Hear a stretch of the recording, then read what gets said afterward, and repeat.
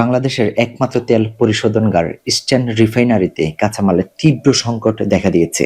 গত ১ মাসের বেশি সময় ধরে ক্রুড না আসায় ১৫ মার্চ থেকে কম সক্ষমতায় চালানো হচ্ছে এটি। বর্তমান মজুদ দিয়ে সর্বোচ্চ এপ্রিলের মাঝামাঝি পর্যন্ত চালানো সম্ভব হতে পারে। এরপরও যদি কাঁচামাল না আসে তাহলে এই রিফাইনারি বন্ধ করে দিতে হবে। বছরে ১৫ লাখ টন অপরিশোধিত জ্বালানি পরিশোধন করে রাষ্ট্র মালিকানাধীন এই প্রতিষ্ঠান। সে হিসাবে মাসে প্রায় ১.৫ লাখ টন ক্রুড প্রয়োজন হলেও ফেব্রুয়ারির পর থেকে নতুন কোনো জ্বালানি আসেনি। মধ্যপ্রাচ্যের যুদ্ধ পরিস্থিতির কারণে নির্ধারিত জাহাজগুলোও আসতে পারেনি। ১ লাখ টন ক্রুড ভর্তি করে একটি আমেরিকান জাহাজ সৌদি আরবের তানুরা বন্দরে আটকে আছে গত ২ মার্চ। বাংলাদেশি পণ্যের জন্য ইরান অবরোধ শিথিল করে দিলেও জাহাজটি যুক্তরাষ্ট্রের মালিকানাধীন হওয়ায় সেটি হরমুজ প্রণালী পার হতে পারছে না। গত ১৫ মার্চ জাহাজটি চট্টগ্রামের পতেঙ্গায় ইস্টার্ন রিফাইনারিতে জেটি নোঙ্গর করার কথা ছিল। এছাড়া ২২ মার্চ সংযুক্ত আরব আমিরাত থেকে আরেকটি ক্রুড জাহাজ রওনা করার জন্য শিডিউল নির্ধারিত ছিল, কিন্তু মধ্যপ্রাচ্যের যুদ্ধাবস্থার কারণে সেই জাহাজটি রওনা করতে পারেনি। এক কথায় ইস্টার্ন রিফাইনারিতে সর্বশেষ কাঁচামাল পেয়েছে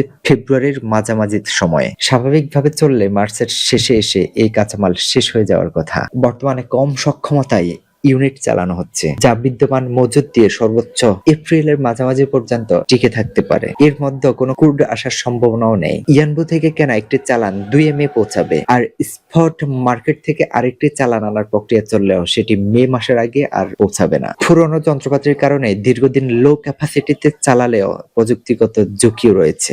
বাংলাদেশের রিফাইনারি পুরনো যন্ত্রপাতির কারণে দীর্ঘদিন লো ক্যাপাসিটিতে চালানো সম্ভব নয়, তাহলে সমস্যা দেখা দেবে। তাই এপ্রিলের মাঝামাঝি থেকে মে মাসের শুরু পর্যন্ত এটি বন্ধ রাখার বিষয়টি প্রক্রিয়াধীন রয়েছে। বর্তমানে অপরিশোধিত জ্বালানি শোধন করে LPG, petrol, octane, kerosene, diesel, furnace oil সহ ১৪ রকমের তেল উৎপাদন করে ইআরএল। দৈনিক পরিশোধনের সক্ষমতা প্রায় ৪,২০০ টন। সে হিসাবে মাসে প্রায় ১,২৫,০০০ থেকে ১,৩০,০০০ টন অপরিশোধিত তেল প্রয়োজন হয়। কিন্তু গত ১৮ ফেব্রুয়ারির পর থেকে নতুন কোনো চালানি আসেনি, ফলে উৎপাদন ব্যাপকভাবে কমিয়ে আনা হয়েছে। স্বাভাবিক অবস্থায় দৈনিক ১৮০ থেকে ১৯২ টন মারভান ক্রুড পরিশোধন করা সম্ভব হলেও বর্তমানে তা নেমে এসেছে ৬৫ থেকে ৬৮ টনে। এইভাবে বেশি দিন চালানো সম্ভব নয়। বর্তমান মজুদ দিয়ে সর্বোচ্চ আরো ৮ থেকে ৯ দিন চালানো যাবে। এরপর কাঁচামাল না এলে শাটডাউন অনিবার্য। সরকার বিকল্প উৎস থেকে ক্রুড আনার কথা বললেও ইস্টার্ন রিফাইনারির বর্তমান ইউনিটগুলো মধ্যপ্রাচ্যের তেলের জন্য উপযোগী করে তৈরি করা হয়েছে। ফলে এখানে আবুধাবি, সৌদি আরব এবং ইরানের ক্রুড ছাড়া অন্যান্য দেশের যেমন যুক্তরাষ্ট্র, কানাডা বা রাশিয়ান ক্রুড সহজেই কোনোভাবেই পরিশোধন করা সম্ভব নয়। এই সীমাবদ্ধতা ২০১০ সালে চিহ্নিত হয়। গত বছরের এই সময়ে পদ্মা অয়েল কোম্পানি ২৩,০৭৩ টন, মেঘনা অয়েল কোম্পানি ১,৪৭,৪৭৬ টন এবং যমুনা অয়েল কোম্পানি ৬৪,৭৪৬ টন তেল আমদানি করে। এক বছর পর ২০২৬ সালের মার্চের প্রথম ২৩ দিনে পদ্মা অয়েল কোম্পানি কোনো তেলই আমদানি করতে পারেনি। মেঘনা ৯৩,৯৪২ টন, যমুনা অয়েল কোম্পানি ৭৫,৬৬৮ টন জ্বালানি তেল আমদানি করেছে। ৩ কোম্পানি মিলে ২০২৫ সালের মার্চ থেকে ২০২৬ সালের মার্চে আমদানি কমেছে ৬৫,৬৮৯ টন জ্বালানি তেল। ভূ উপরিভাগে যখন রেশনিং সহ নানা পরিকল্পনা করে সামান্য হলেও তেলের যোগান অব্যাহত রাখার প্রচেষ্টা চলছে, কিন্তু নদী ও সাগরের অবস্থা